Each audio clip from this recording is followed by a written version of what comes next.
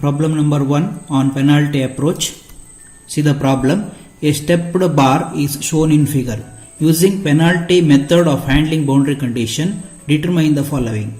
First one, nodal displacement. Second one, stress in each material. See here, this is a stepped bar which is made up of two different steps.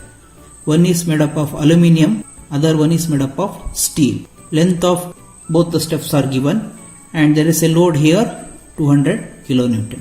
Both ends of the bars are fixed. Cross section area is given, Young's modulus is given for both the material. Now the solution. We know the first step, that is discretization of the given continuum, that is FE model. Here for finite element model you have to use two elements. One is for this material, it is aluminium, one more is for steel. FE model.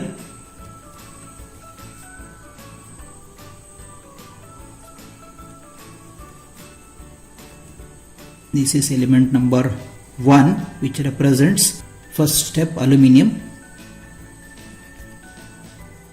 This is element number 2 which represents second step, that is steel. And give the node numbering 1, 2, 3 and nodal forces F1 at node number 1, F2 at node number 2, F3 at node number 3. Similarly, the nodal displacements I will take Q1 at node number 1, Q2 at node number 2, Q3 at node number 3. This is the finite element model of the given problem. Next, to write the elemental stiffness matrix. Next is elemental stiffness matrix.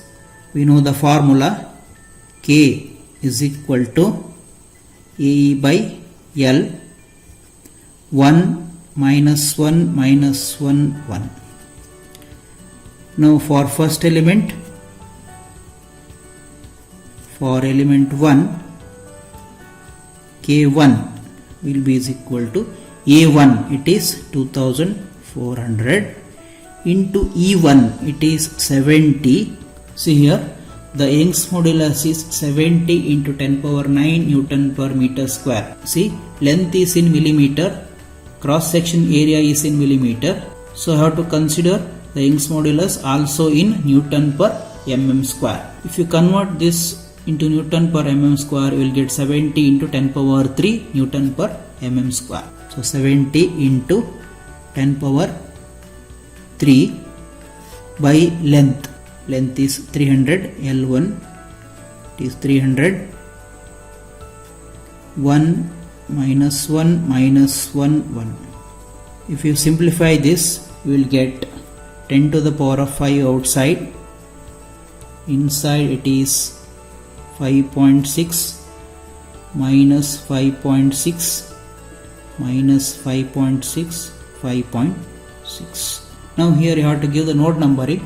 See here, element number 1, it connects node number 1 and 2. That's why here you have to give the node numbering 1, 2, 1, 2.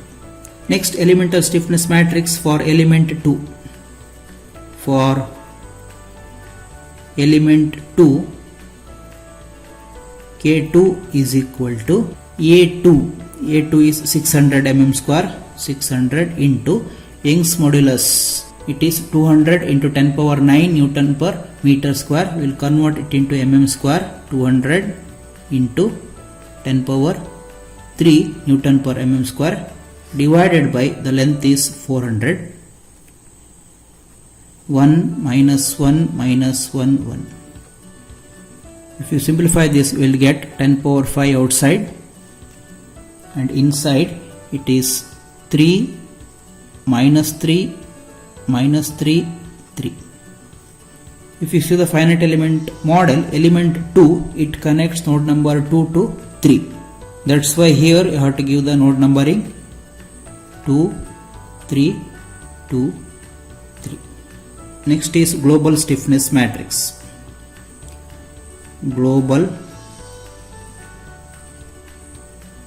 stiffness matrix, that is K is equal to K1 plus K2. You have to add this K1 and K2 so that you will get the global stiffness matrix.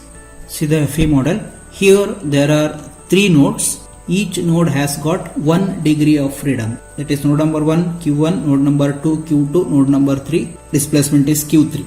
Since each node has got only 1 degree of freedom and it is a 1D bar element, the order of the global stiffness matrix will be is equal to number of nodes present in the Fe model. Here there are 3 nodes, so order of the stiffness matrix will be 3 cross 3.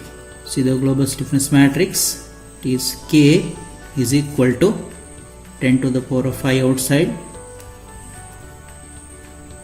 It will be 3 cross 3. So give the node numbering 1, 2, 3, 1, 2, 3. Now here we want the element corresponding to 1 and 1. See the elemental stiffness matrix of first element. Here the element corresponding to 1 and 1 is 5.6. But in K2 we don't have any element corresponding to 1 and 1. Therefore here it will be 5.6. Next we need element corresponding to 2 and 1.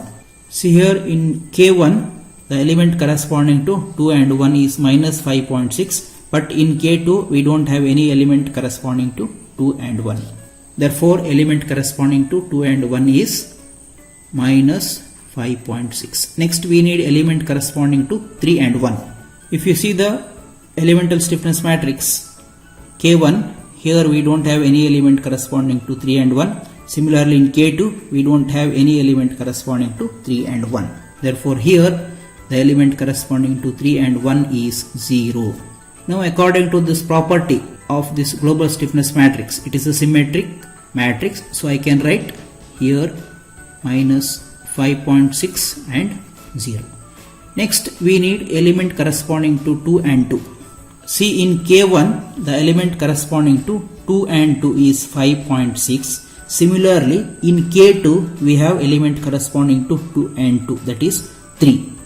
That's why here this 5.6 and 3 gets added. So the element corresponding to 2 and 2 is 8.6. Next we need element corresponding to 3 and 2. See in K1 we don't have any element corresponding to 3 and 2.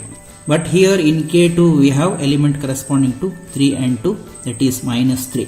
That's why here we will get minus 3. Due to symmetry here I can write minus 3.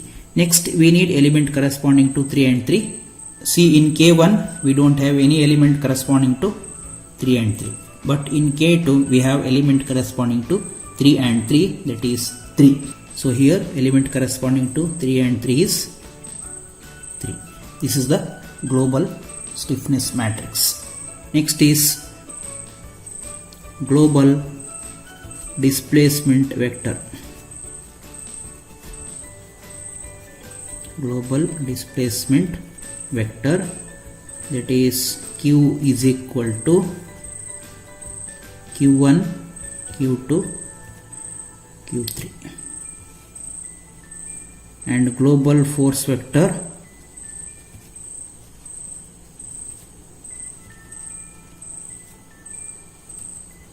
F is equal to F1, F2, F3, which is equal to, now see the figure, we need F1, that is force acting at node number 1. Here we don't have any force, therefore F1 becomes 0. Means at node 1 the corresponding nodal force F1 becomes 0. F2, that is the nodal force acting at node number 2. At node 2 we have 200 kilonewton. See, at node number 2 F2 will be equal to 200 kilonewton. But at node number 3 we don't have any force, means F3 will be equal to 0. So F1 0, F2 200 kilonewton and F3 will be 0. So the nodal forces are 0, 200 into 10 power 3, 0. This is the global force vector. Here we have taken 200 kilonewton positive because this 200 kilonewton acts in the positive x direction. That's why I have taken positive. Next is equilibrium equation. Equilibrium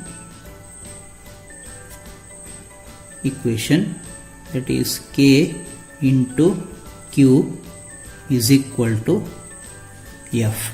Here K is 10 power 5, 5.6 minus 5.6, 0, minus 5.6, 8.6, minus 3, 0, minus 3, 3 into Q1, Q2, Q3 is equal to 0, 200 into 10 power 3, 0. Next is applying the boundary condition. Applying the boundary condition. Here we will use penalty approach to apply the boundary condition. See here, if you see the figure, both ends of the bars are fixed. Means node number 1 is fixed and node number 3 is also fixed. Means the corresponding displacement at node number 1 we have Q1 and at node number 2 we have Q3. Since both ends of the bars are fixed, Q1 will be is equal to 0 and Q3 will also be equal to 0. Now according to this penalty approach, these two fixed ends are modeled by using a spring having very large stiffness. That spring stiffness C is given by using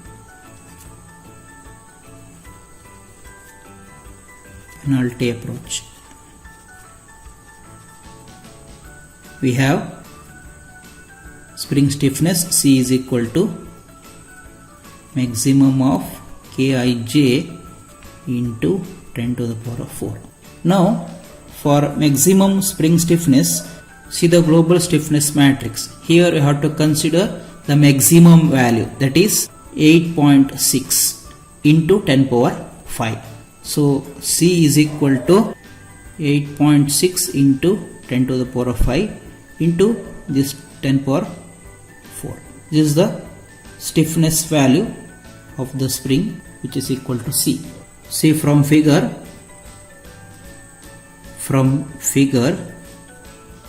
Q1 is equal to A1 is equal to 0 and Q3 is equal to A3 is equal to 0 because node 1 and 3 are fixed.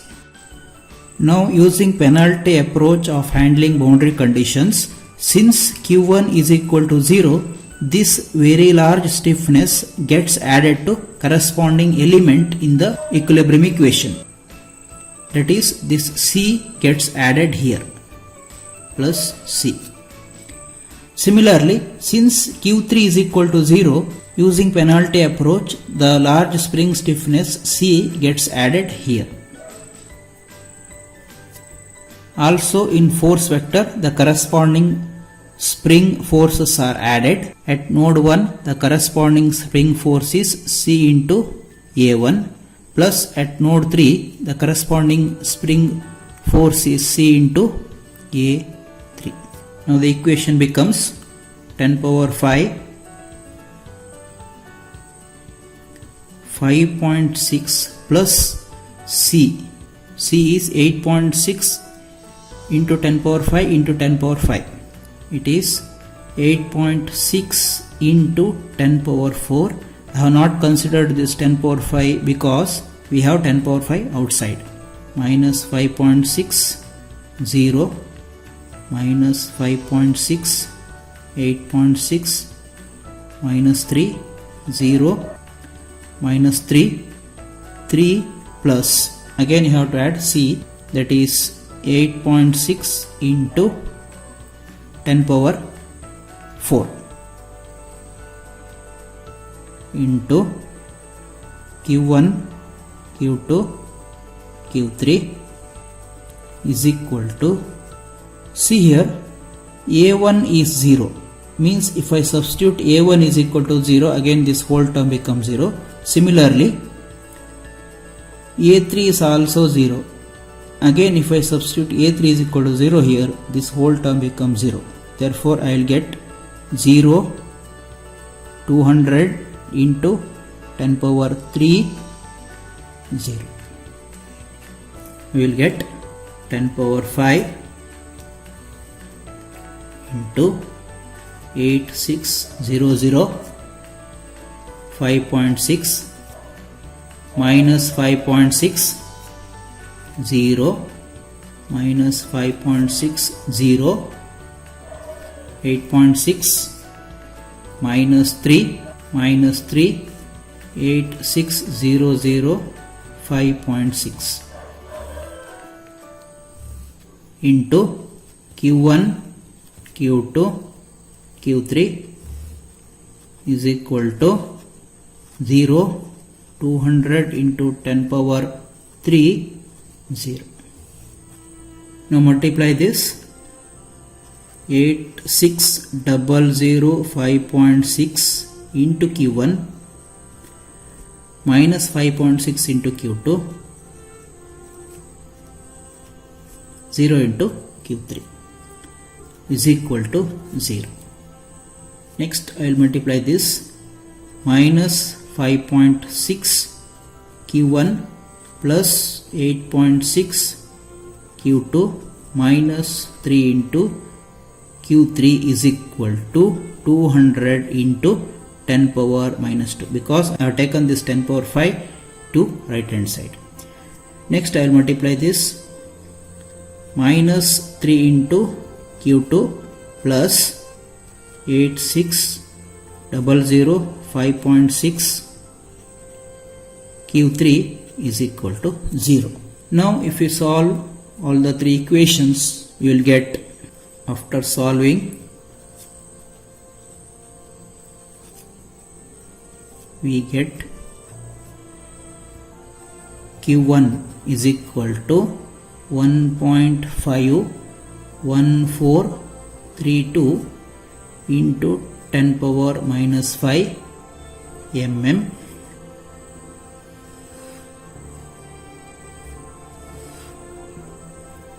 Q2 will be is equal to 0.23257 mm, and Q3 will be equal to 8.11241 into 10 power minus 6 mm.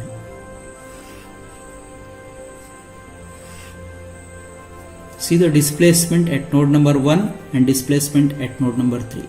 Since node 1 and node 3 are fixed, the displacements are very less, means it will be nearly equal to 0. Here it is 10 power minus 5, it is 10 power minus 6 here, which is nearly equal to 0, because node 1 and node 3 are fixed. But we have displacement at node number 2, that is 0.23257 mm. This is the answer by using penalty approach. Suppose if we use elimination approach, we will get Q1 and Q3 is equal to 0. But here also the value of Q1 and Q3 will be nearly equal to 0. Second question, stresses in each element. Stress in each material. For material 1, sigma 1 is equal to E1 by L1 minus 1 Q1 Q2. We will substitute the given value. E1 is 70 into 10 power 3 by L1, it is 300 mm, minus 1 Q1, it is 1.51432 into 10 power minus 5. Q2 is 0.23257. If you simplify this, you will get sigma 1 is equal to 54.263 Newton per mm square. This is stress in material 1, that is in element number 1. Next, for material 2, stress in material 2. For material 2, stress sigma 2 is E2 by L2 minus 1 Q2 Q3. Substitute the given value. E2 it is 200 into 10 power 3 by L2 it is 400 minus 1 Q2 is 0.23257 and Q3 is 8.11241 into 10 power minus 6. If you simplify this, you will get sigma 2 is equal to minus 116.281 Newton per mm square. This is stress in material 2. Thank you.